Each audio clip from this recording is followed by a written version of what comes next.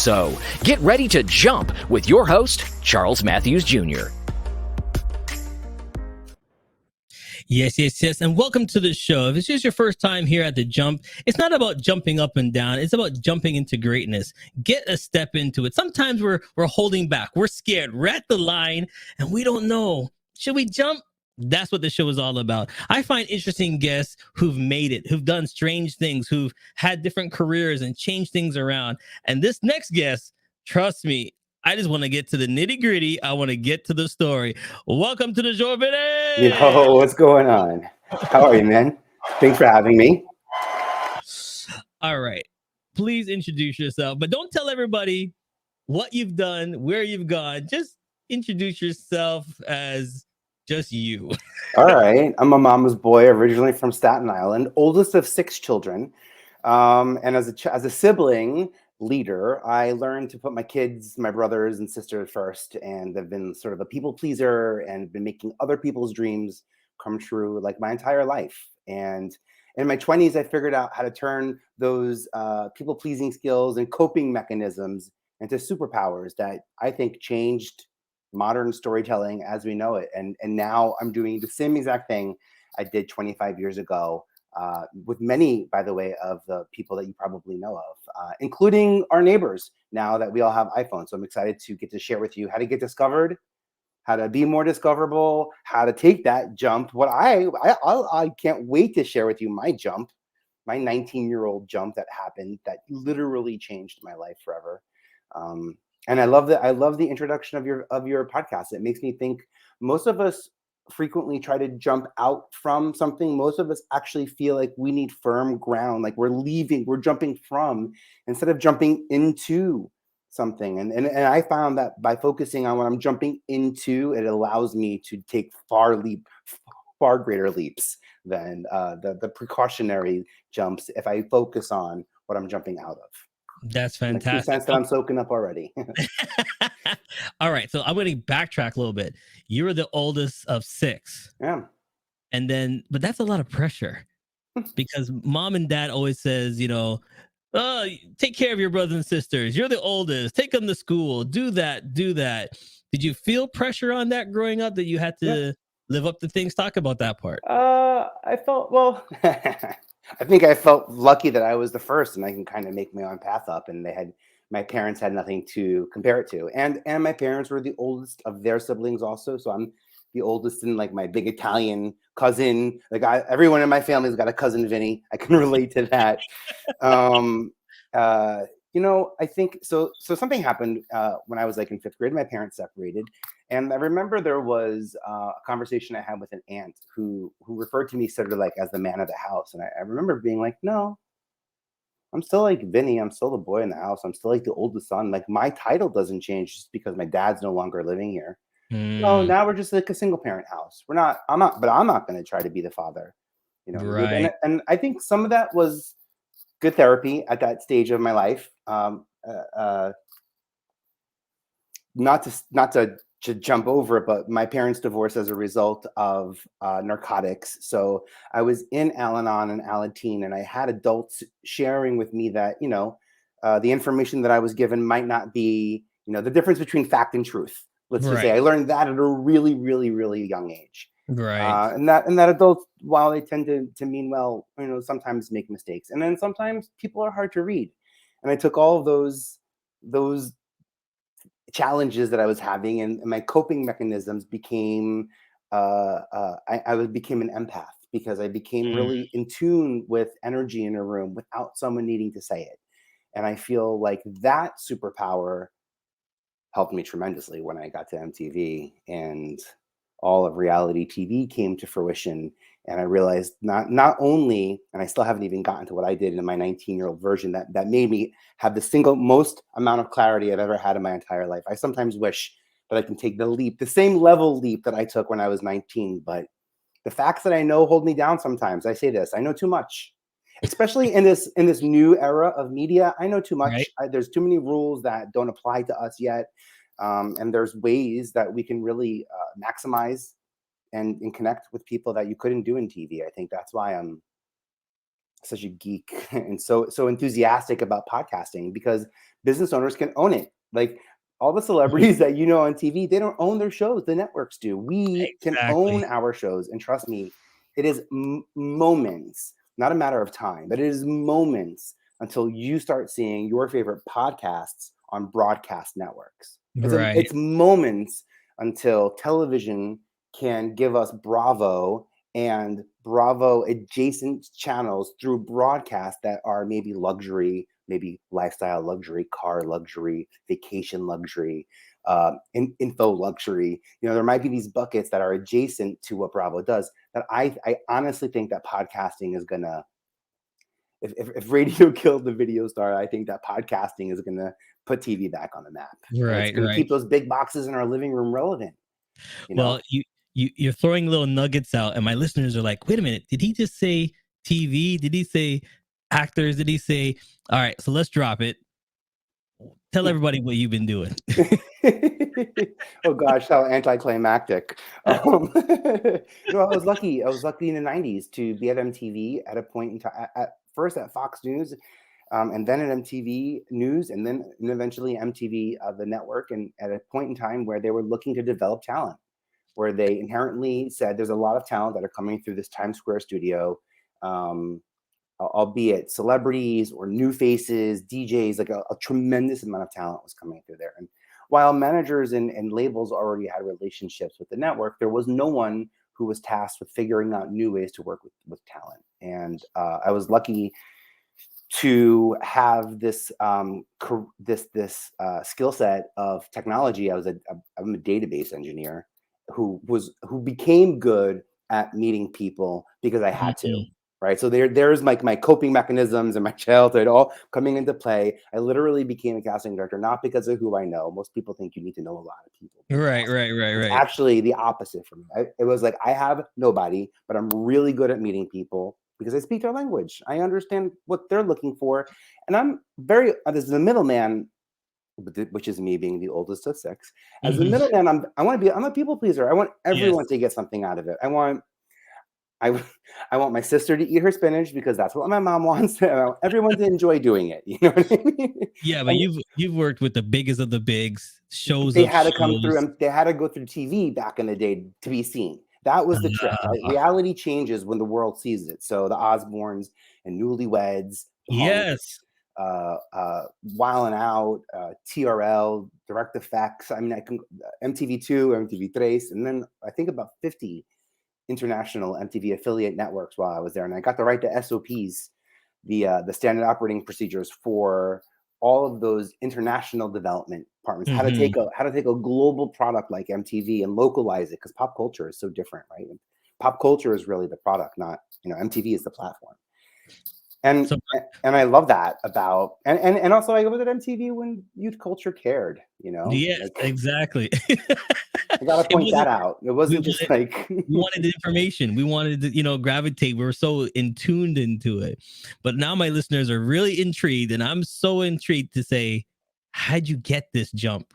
The oh yeah. 19-year-old. I don't know how listen, you worked with the biggest of the biggest. Like, Eh, you know what I mean? now. Like They how ended up being big now, which is nice, but when I got to MTV, I didn't start working with the greatest, biggest names in Mhm. all of no. Beyonce was when I first met her, one of five, then one of three, then one of four, then one of three band members in a Right, girl right, right. group. You know what I mean?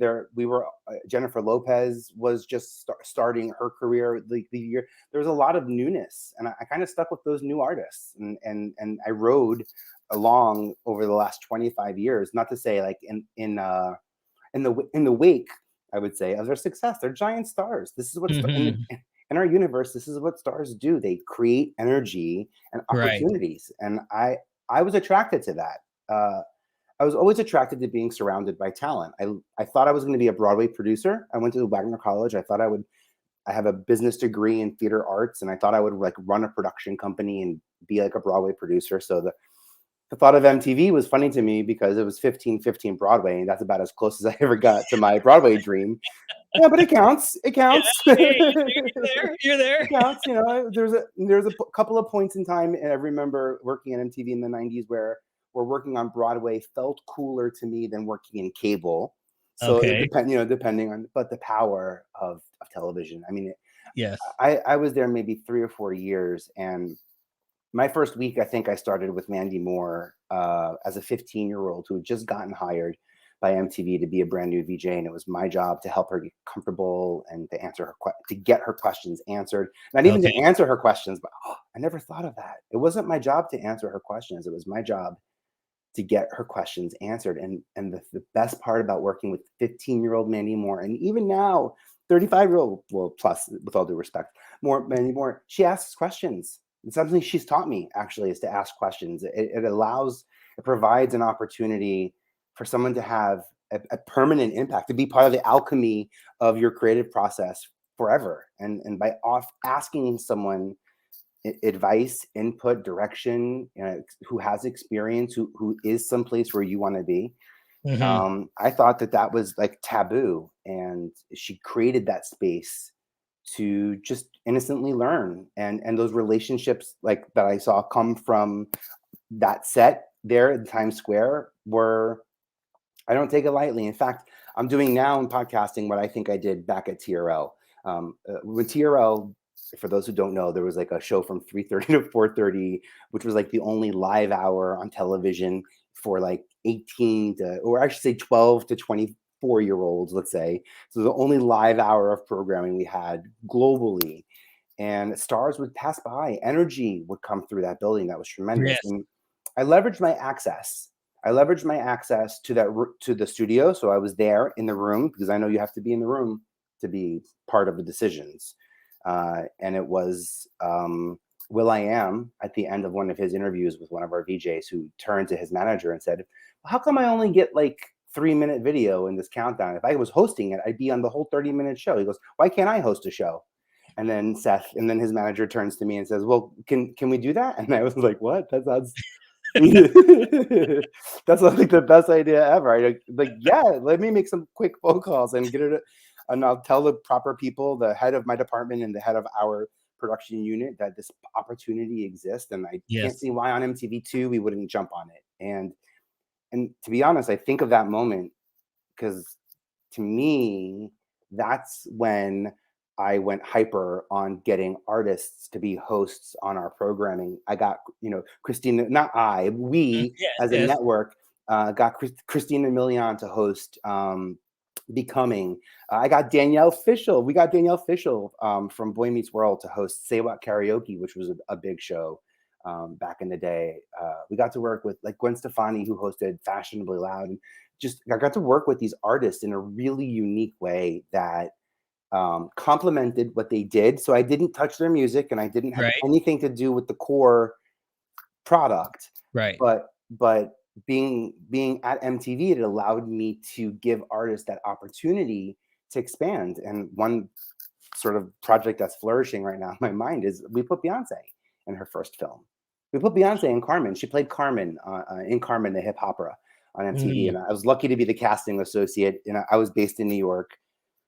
And I get the email, Robert Townsend is coming to New York. By the way, for those who don't know, Robert Townsend's like the genius behind like Eddie Murphy Raw. And he's just like a brilliant comedy director. And as I mentioned earlier, I was kind of already used to Beyonce being in the studios, and she's an Right. awesome artist. So you're never not starstruck and awestruck in her presence, because she's just so intentional with all of her moves and her focus. But it was Robert that I was out to impress. And she comes in and she reads her lines, and it was good. And I kind of like took a step back. I realized this was like my moment. I can be a director. I try to get the panning, I try to get them in the frame. And Robert says to me afterwards, they finish the scene. He goes, "All right, thank you, Beyonce." He goes, "Vinny." And my heart like drops. I'm like, oh my gosh, don't give me a note in the middle of Beyonce's audition. Like, this is an audition. This is a sensitive time where Yeah. we're reading into all of these energies. I remember just being shook. And he was like, look, I know she can act. I don't need you to get the framing. I just want to see her eyes. All I care about is her eyes, 6 inches from her face. And he takes my hand, 6 inches from her face. I want to only see her eyes. That's it. And we went, that was it. And I was like, okay, that I could do. She did it. It was actually the scene when she walks in. If you remember the movie, she walks in and it's sort of silent. She sees Mekhi Phifer and she crosses the room. And that was it. one take, done, they leave. I tried to get a copy of the tape. He was like, no, I got it. He took the tape.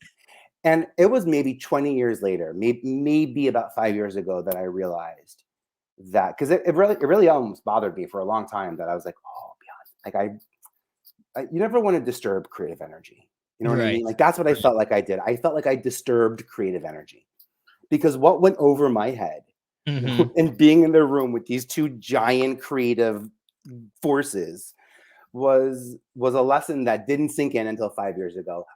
He wasn't giving me those notes. He was giving them to Beyonce. He wanted Beyonce to know what he was looking for in the tape. He let her know what the vision was. Without needing to say, okay, here's what I want you to do. Here's what you need to do. Without Right. micromanaging or saying any type of negative, positive, however you want to say it, criticism, Mm-hmm. and that clarity, right? Like that 1%er creative clarity that operates on that level of a shared vision to get the output, to be open to new outcomes, as opposed to how so many of us try to share our vision myopically. We think we know how it needs to be, so we almost ask for every single piece to be done impeccably the way we think it should.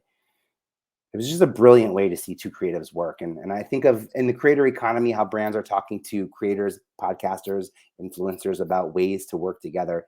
It just Right. reminds me of how we can be, sharing our vision instead of giving directions that, might be limiting the So let me creativity. ask you It's this then. powerful.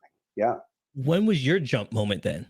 Because I can Oh, yeah. hear, your creative thing. I can see everything there. But when was your jump moment? Because My, I can, once I put this show on and everybody clicks the link and sees all the top artists you've worked with and everything, I want to know, you're my superstar right now. Where was your jump moment? oh, yeah. All right. I appreciate that. My jump moment was in college. It was October 1998. It was someone who told me that I had the power to change my story, that the version of my story wasn't an accurate version of my story, and that it was many versions of what I had heard and what I thought were facts, and I had become, a character in and of itself of a bad version of my story. And actually, I remember being like, "Why? I'm the one in control, and I'm making myself be that character. I gotta change my character." And I did overnight. I changed my character. I came out to my family. I was super in my truth. I've never been more present in my entire life. That weekend was like exhilarating. The Mm, the, the weight that was lifted, and then I wanted to replace that weight that was now lifted with a goal of being a casting director. And the advice I got from the person who told me to change my story was to just think in the future, just be a casting director. If you want to be a casting director, just be a casting director. And I kind of like, I couldn't, I was so mad. I went back, I was in school. I went back to my dorm room. I remember being like, they told me to look into the future to get past where I was. But then when I want to live into the future, they're telling me to make it up. That feels to me like a lie. That feels like I'm setting myself up to be a fake version of myself, or a version of myself that I'm controlling. And I know that I don't have control over the reality of, and the perception, more importantly, of the reality of who I am. So I did something that night. I went to Backstage, which is a magazine for people who aren't represented by actors in a non-union casting opportunity. And I took out all an right. ad. And the ad said, I'm looking for I'm a casting director looking for emerging talent for future projects. Send me your headshots. One Campus Road, Wagner College, Student Box 577. I didn't even think to like pretend to have like a business account, or a No, PO no. box. No, it didn't even Why make not? sense. Just go Yeah, straight for it. just here I am, a casting director in college. Like I'm already lying enough. Like I'm not gonna. And I got, between maybe 500 to 700 submissions in about Wow. 2 weeks. And I remember looking at the 8x10 envelopes in Hmm. these big USPS buckets and seeing $3, $4 that it cost for everyone to send to me. And I remember thinking, doing the math, that I like stimulated the creator economy, and then just by getting mail sent to me. I freaked out and I turned to databases. I said, I'm gonna create a database. I'm gonna take all this information and put it in here. And then when I see an opportunity on Backstage that I think is right for them, I'm Hmm. just going to let them know, so that they don't have to maybe just keep looking at Backstage, because then you had to buy it, and you had to be in close proximity to New York, Right. and only Yes. certain newsstands had it. So I kind of like started a newsletter and started, I learned about macros, which was a way to automate Microsoft Excel to do things for you. And those things became talent one sheets for MTV Spring Break. Those things became show Bibles, reality TV show Bibles, and pitch letters and casting documents, and all of that experience from launching a single ad and putting out an opportunity into the world and saying, here I am, come find me, I'm looking for you. I also caught wind, that move and database also caught wind of producers over at Fox News, which was a relatively new cable network. Right. They had a show called Hannity and Combs, which was a show that talked about politics on both sides of the aisle. Okay. And I was hired to organize the audience because I had like thousands of audience members, and we would tour the country. Organize the audience and my database, and then pick people to ask questions.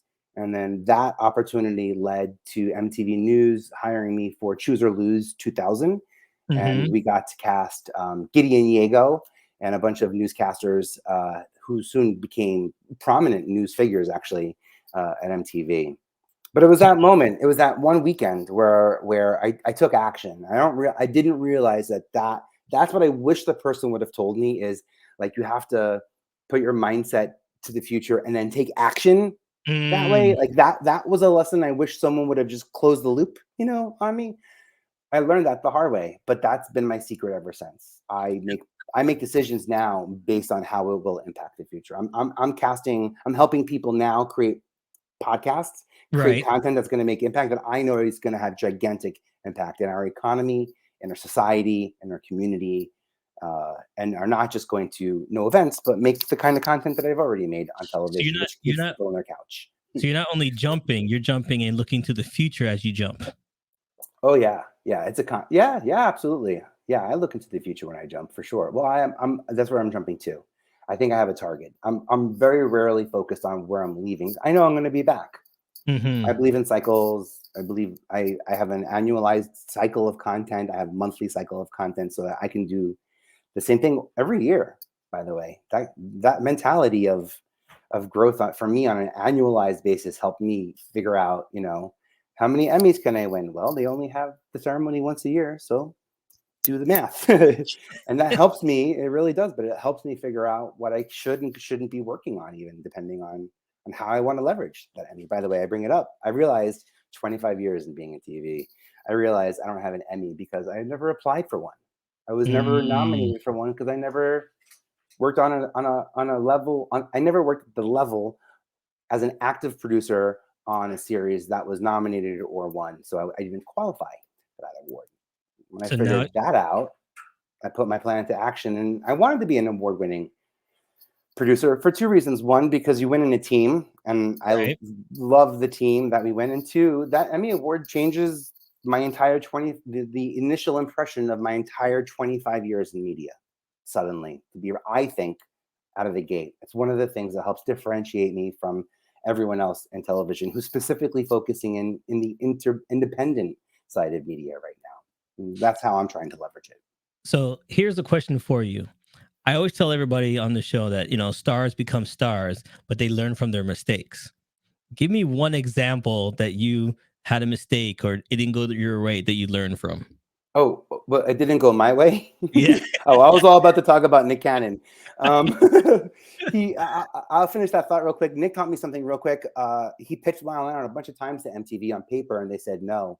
And then he put more paper to it and more images, and they said no. And it was over Christmas break. He was dating Christina Milian. It was over Christmas break. He rented a comedy club that didn't have a show. Right. And then Christina did the 2-team celebrity thing, and then came back to MTV with the tape.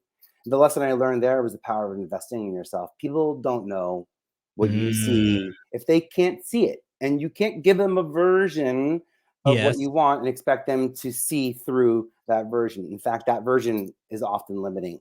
So I bring that flashback up because there's so many times where I said to somebody, "Oh my gosh, this is a great show. It's X meets Y," and the person I'm pitching it to doesn't like X or doesn't like Y, and that ends the conversation right there without me being able to show exactly what makes this unique. I wasn't able to get that across.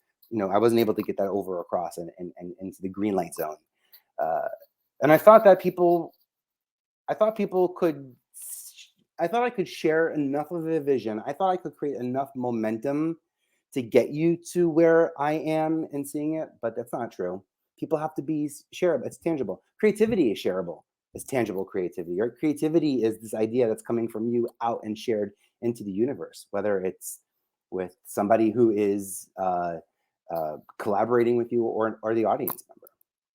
So what I'm taking from that is sometimes people can't see your vision. So you have to go do your vision first for people to come back and see your vision. You can explain as much as you want, put it on paper, like you said, and say it's going to be a great idea, but they just can't see what you see. Yeah. You know it's a nugget, but they can't see the dirt around it. They can't polish it up. So you have to go do the first polish, take a chance on yourself and do it. Yeah, and I don't also, it's not that they can't, but also you don't want them to. That's the problem, right? That's really what ends up happening is like, oh man, that's not what I thought was going to happen. But that's, because we weren't clear. We didn't have a level of clarity in descriptions or maybe, goals. But that I think of that like Robert and Beyonce moment, that shared vision. Right. Oh, this is a shared vision. He made it very clear what he wanted was eye contact. Very impeccable. Couldn't be clearer, about that. And I think that's really powerful, that level of clarity. Also, I think you used to be able to fake it, before you make it. Now, Yeah. I'd like to say make it before you take it to the next level. Before you take it and jump with it, you need to make it so that when you get to the desired place, the destination, the location, the platform, wherever it is that this audience is, that it's built the way you intended it to be. And that you don't have to, I don't want to say, you don't have to, you have a lot more control over when and how you get discovered, where you get this, why you get discovered. And by being conscious of the audience you want to be discovered by being conscious of how you want this content to play out, maybe that will help you pick the platform to stand out on, a way to put it out. That might be something to think of. So let me ask you this. Let me ask you, in your opinion, do you think this generation takes more chances now, or are we more hesitant? What's this? Which generation is this one? Like just us as humanity right now? Are we taking more? I'm talking about everybody, because when I interview people, I'm talking about old, young. They've been there. It seems like a lot of them are set in their ways and scared to jump. Yeah, so there's probably I think we're taking risks. I really don't know the answer to that, to be honest. I speculate and would say that there are probably a lot more risks being taken that aren't being digitized, that we don't have the data on, than we do have the data on, if that makes sense. So people, there used to be at MTV, there was a time and place where we took a risk. It was calculated. At the beginning part of MTV Spring Break, it was kind of always the lull. And we had so much original programming that if something didn't work, we can take it off the air and air something else 40, 50 times, and no one would even remember that show didn't air. So there was this strategy in a short period of time to flood the waves with a lot of new programming to see what sticks quickly. And then also, if we had some fails, they would quickly be overshadowed by the wins because we can pull it off air. That was when on-demand programming wasn't around. That was when, now, if you were like, wait, hold up, what did that episode?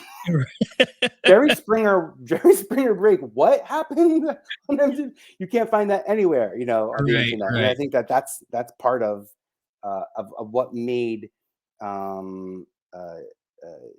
TV so scintillating back then. But what's changed is responsibility of those platforms.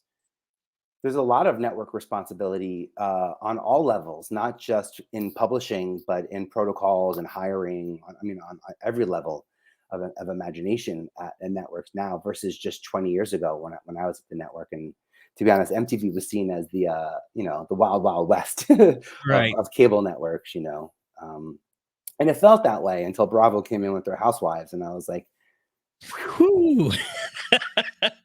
No. All right. All right, my friend. Let's have some fun with you. Here we go. It's now time for rapid fire. We've been talking to you in a while, and I really want to get to know you a little bit more. So this segment is called Rapid Fire. There's going to be 2 minutes on the clock. Funny thing is, you get to ask your own questions. So do you want A, B, C, or D? Now you can elaborate, but don't forget you got 2 minutes on the clock, and you got to get through all these questions within 2 minutes. Which questions do you want? A, B, C, or D? B, boy. B. All right. 2 minutes starts on the clock when I start this button. Here we go. Wish me luck.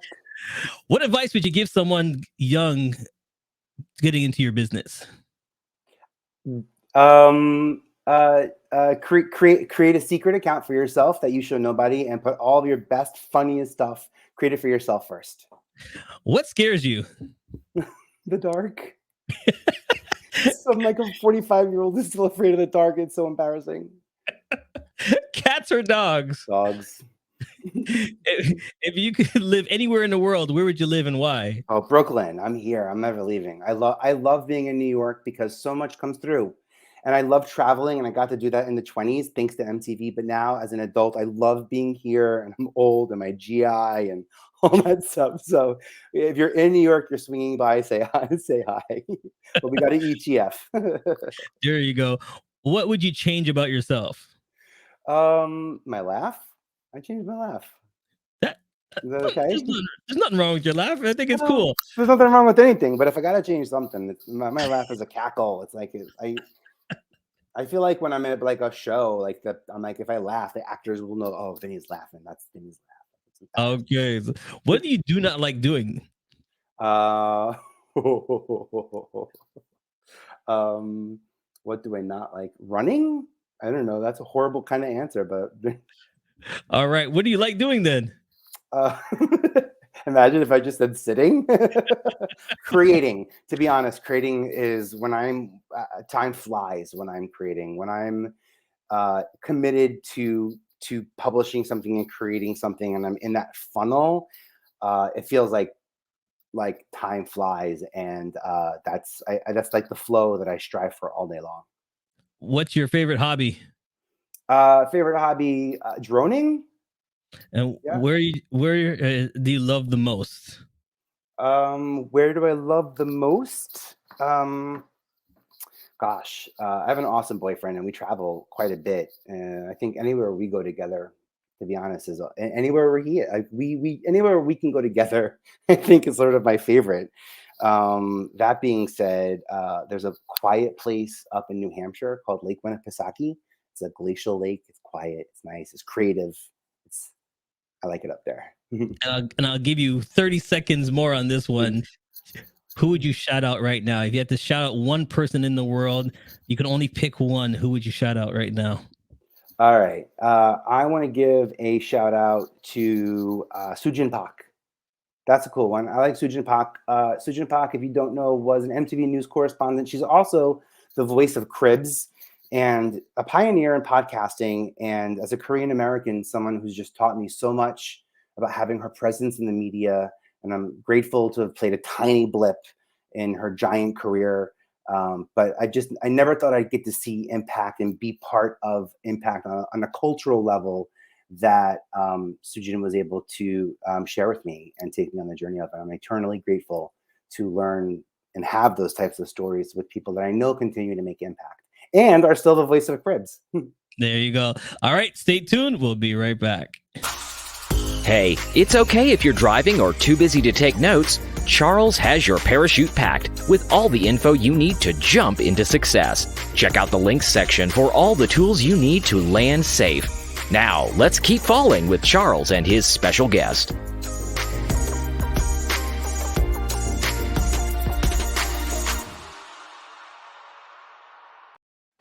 Yes, we're back live with my friend Vinny, and I think he's got a fantastic laugh, so I don't want him to change it. Everything is all good there.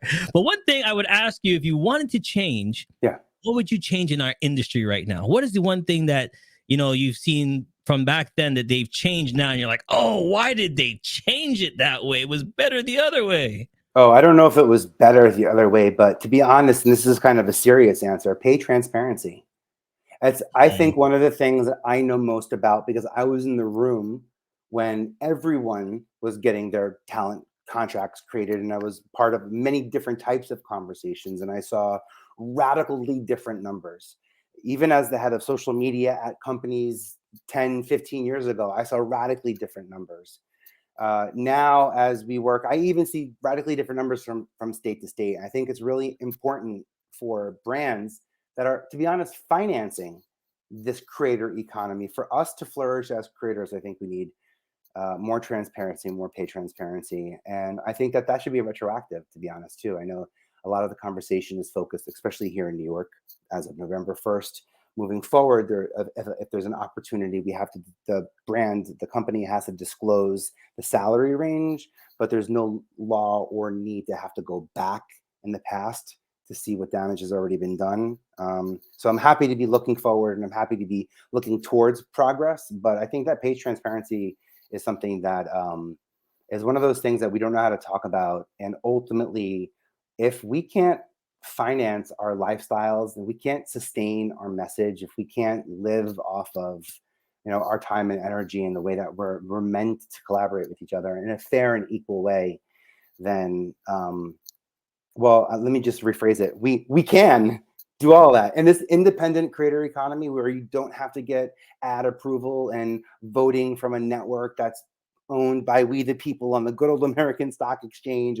There's some toxicity that's built into the media cycle. And I think that we the people and this independent creator economy, specifically in podcasting too, can change how we leverage our ads from B2B, from business to business. How you and I might be able to leverage our ads is so radically different than and there's so much more value. I think what I'm saying is that there's so much more value in our audiences than in our brands, to be really honest, because I just believe in the power of people.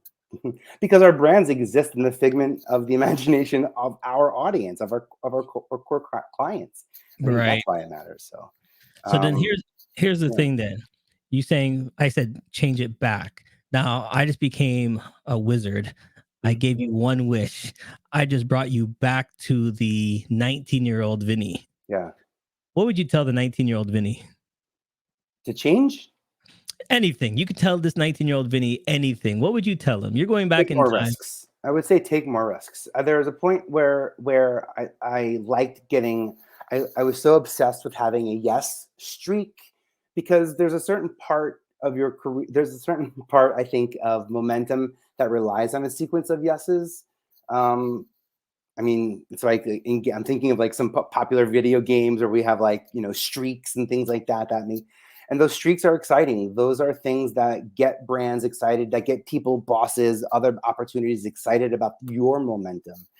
And I think I got really linear with where those successes had to be in place. And I was afraid sometimes to take risks, when in reality, I would say that like your risks, your wins are up here and your losses up here. And the people who see your wins most likely are not the same people who are seeing your losses. And I wish someone would have told me that. I wish someone would have told me the people who see your wins are not the same people who see your losses. You're focusing so much on the losses, but look at the millions that are seeing your wins. And to keep looking up that way. There was a point when I got into my mid-30s where I got insecure. I thought, oh, maybe I need to be smaller to work with people who are bigger, and kind of self-doubt creeped in and all these weird mindset. I had a mindset shift. Because I had left television, and so much of my ego was tied to the successes I was having in television. It makes sense. And that process has been fun and humiliating. I mean, humiliating. We'll stick with that. I was going to say humbling, but it's been humiliating. It's been exciting to be wrong and to get no's. And I think that, and some of those no's have come my greatest successes, to be honest, because you just learn. People learn. All right. Well, let's have some more fun, buddy. Now time for pick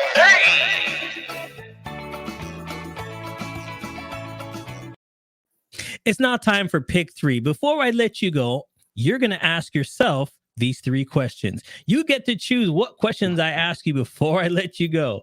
I need 3. I know there's 3 numbers between 1 and 13. Give me 3 numbers between 1 and 13. 5, 10, and 2. 5, 10, and 2. Okay. Number 5. What have you listened recently or read that's inspired you? Oh, Chris Voss. I'm listening on audiobooks right now. I'm listening to Chris Voss's Never Split the Difference. I don't know if you know, Chris Voss is a former FBI negotiator, hostage negotiator, and he talks about the principles in collaborating, to be really honest, and it's helping me find ways to be a stronger collaborator by having more clear vision up front as to what our outcomes could be. It's a really weird lesson to get from that book, but that's what I'm taking away from it. It's gripping too. It's I love that book. It's been Chris Voss though. It's a good book. It's a good read. There you go. I just put that on my list right Yeah. there. All right, number 10. Name two people, past or present, that you would shadow for a day.